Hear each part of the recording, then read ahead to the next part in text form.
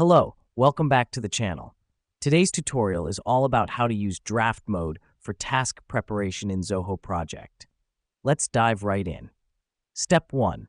Open your Zoho Project and find your way to the task list. This is where your tasks live and where we'll be doing most of our work today.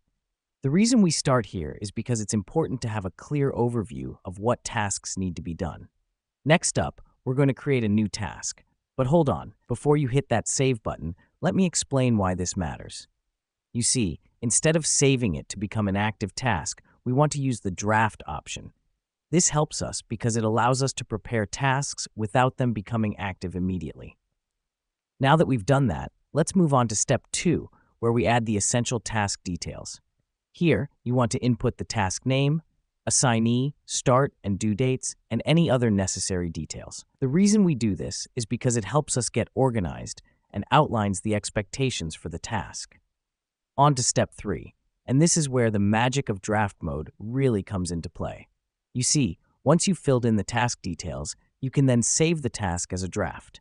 Here's what's happening behind the scenes.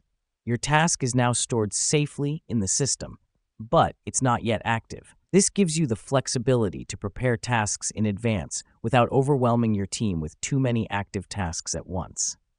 Now, let's move to the final step. Once you're ready for the task to go live, all you need to do is click on the Move to Active button. This is the final piece of the puzzle because it transitions your task from preparation to execution. And there you have it. You've just learned how to use draft mode for task preparation in Zoho Project. It's a simple yet powerful tool for managing and organizing your tasks effectively. Thanks for tuning in today.